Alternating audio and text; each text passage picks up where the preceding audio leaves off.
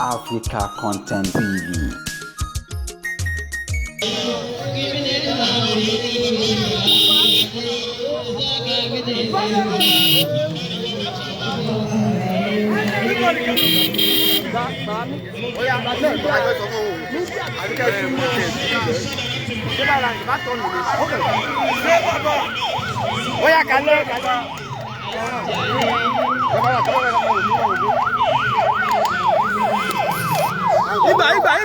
Igba.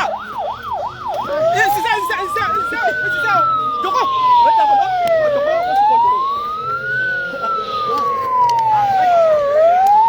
Boleh.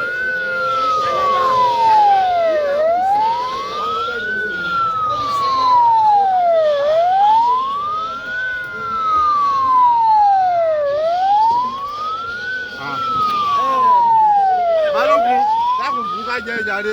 Ọjọ́ ní ìgbẹ́ fúlẹ̀, tó bá yín gbà bẹ́ẹ̀, mo gbé sí ike báyìí. Gbèdéke kó bẹ́ẹ̀ o. Eléyìí mo bá yẹ kó bọ́lẹ̀ fà.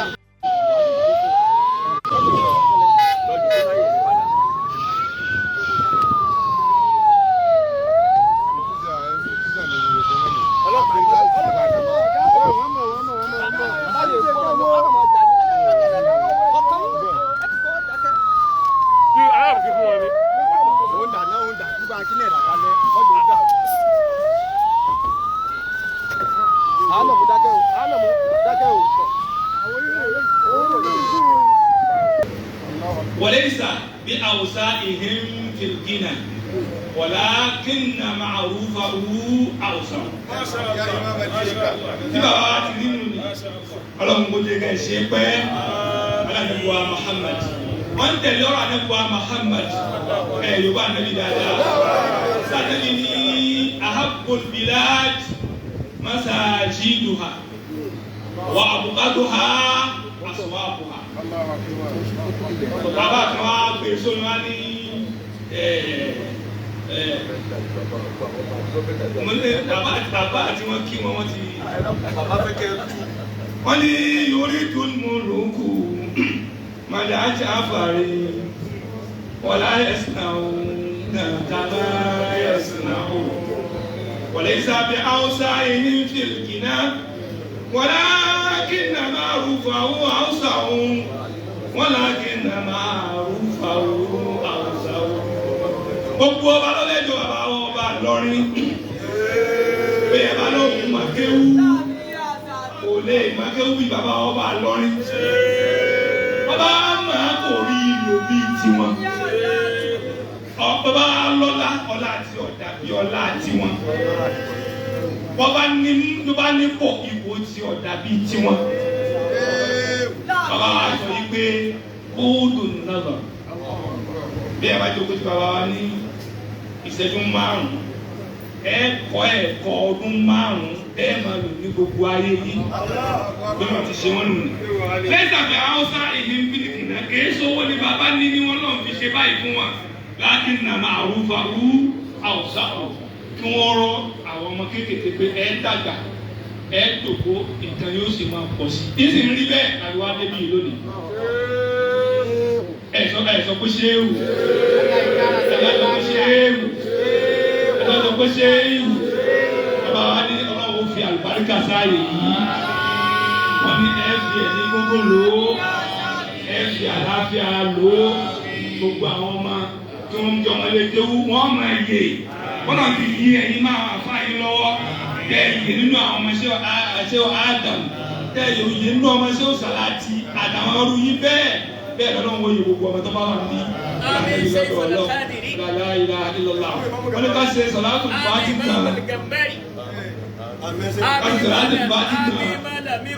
ẹ̀rẹ́ bí ànábì sọ yìí pé man bana lillahi masjidan bẹ́ẹ̀ ni bàbá aṣọ Kamal-Deen náà rí bàbá Mufti al-Awwal wọ́n kọ́ lẹ́kẹ́wù wọ́n kọ́ mọ́sálásí kọ́dà wọ́n kọ́ yunifásitì ọlọ́run gbà wọ́n kọ́ yunifásitì tí gbogbo ayé àwọn àṣìjò ní kọ́lọ́run wọlé abẹ́ ẹ̀kọ́ wa láti bàbá Mufti al-Awwal ó lè jẹ́ fún yín ní ó ti ṣe fún wọn ní ọlọ́mọ àṣẹ bẹ́ẹ̀ fún yín nígbà wọn ti wá sí mọ́lá ẹ̀kọ́ ìpínlẹ̀ tí ó lòdì látó wá sí yunifásitì náà bẹ́ẹ̀ wọ́n lé àdébí lọ́dọ̀ ọlọ́run la ilaha illallah ala muhammadu rasulullah ẹ̀sán tó lọ sọ pé òun sọ fún pé man bana lillahi masjidan yadhkuru fihi ismahu aw yudhkaru fihi ismuhu bana Allahu lahu baytan fil jannah àti tayé àti kàlùkìyàmọ̀ ọlọ́mọdún yìí ládàá rẹ̀ sọ̀rọ̀tò lùfàtì kan sọ̀rọ̀tò lùfàtì àméjì sọ̀rọ̀tò lùfàtì sọ̀rọ̀tò àtùjìnà kápánu bàbá pé bismillahir rahmanir rahim allahumma salli ala sayyidina muhammadin al-fatih lima ughliqa wal khatib lima sabaqa nasir al-haqq bil haqq wal hadi ila siratika al-mustaqim وعلى آله حق قدره ومقداره العظيم آمين بسم الله الرحمن الرحيم الحمد لله رب العالمين الرحمن الرحيم مالك يوم الدين إياك نعبد وإياك نستعين اهدنا الصراط المستقيم صراط الذين أنعمت عليهم غير المغضوب عليهم ولا الضالين آمين بسم الله الرحمن الرحيم الحمد لله رب العالمين الرحمن الرحيم مالك يوم الدين إياك نعبد وإياك نستعين اهدنا الصراط المستقيم صراط الذين أنعمت عليهم غير المغضوب عليهم ولا الضالين آمين بسم الله الرحمن الرحيم اللهم صل على سيدنا محمد الفاتح لما أغلق والخاتم لمن سبق ناصر الحق بالحق والهادي إلى صراطك المستقيم وعلى آله حق قدره ومقداره العظيم آمين بسم الله الرحمن الرحيم اللهم صل على سيدنا محمد وعلى آل سيدنا محمد صلاة تنجينا بها من جميع الأهوال والآفات وتكفيرنا بها جميع الحاجات وتطهرنا بها من جميع السيئات وترفعنا بها عندك على الدرجات وتبلغنا بها أقصى الغايات من جميع الخيرات بالآيات وبعد الممات يا ربي يا الله يا مجيب الدعوات آمين ولا حول ولا قوة إلا بالله العلي العظيم لقد تقول إلى من بابا mímí máa bẹ dáwọ́ ká ìwà àmọ̀ ẹ̀dá kíláàsì ní sí wọn àrùn ní wákàtí máa dáhùn bàbá káńtà tẹ́lá ẹ̀ka àbílà wájú dáhùn ìlà rẹ̀. Máṣàlá ó di dandan fún ọ̀tá yìí kọ́sẹ̀ sí lọ gbére. Bàbá ó ní dandan yóò tún dàbí ìdìbò nílùú Ìbàdàn. Yóò dọ̀dọ̀ orí ọ̀mí yọgbẹ́ òsì pẹ́ mọ́. Àwọn sọ́tì bá ń ṣe òkè bàbá yìí jẹ́. Láláyé sí tàbí ìṣòro pẹ̀lú iye méjì. Bàbá ó di dandan fún ọ̀tá yìí kọ́sẹ̀ sí lọ gbére. Bàbá ọlọ́mọ da ìdùbúlẹ̀ má lọ bá dùbúlẹ̀. Má da ìdùbúlẹ̀ má da bàbá.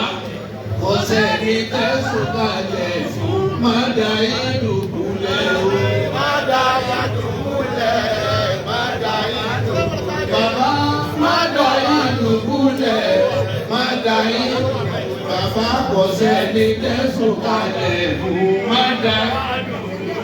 Ọ̀la yóò láyé ẹlẹ́wọ̀n yóò láyé ẹlẹ́wọ̀n yóò láyé ẹlẹ́wọ̀n yóò láyé ẹlẹ́wọ̀n gbogbo ẹ̀mí bàbá bá bì tẹ́ yóò láyé ẹlẹ́wọ̀n.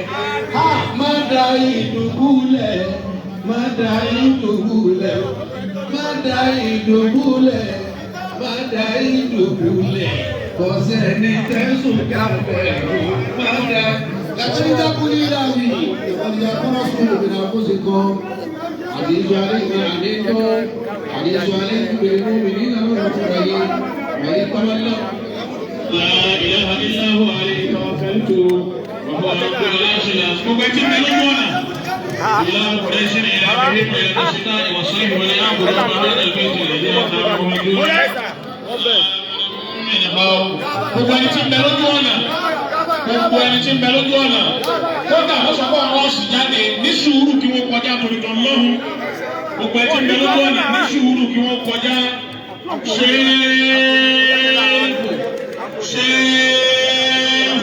ṣéèhù wallahu ya'simuka minan nas. Shibutahada, Shibutahada,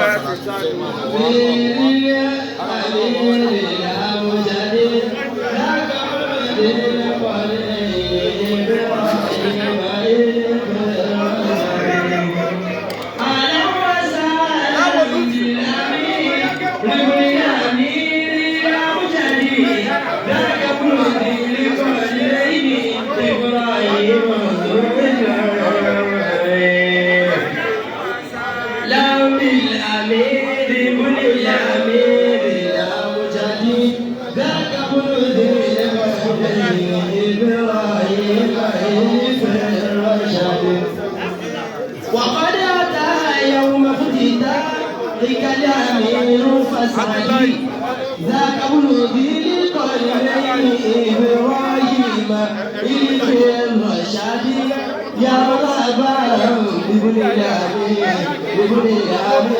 الأمجد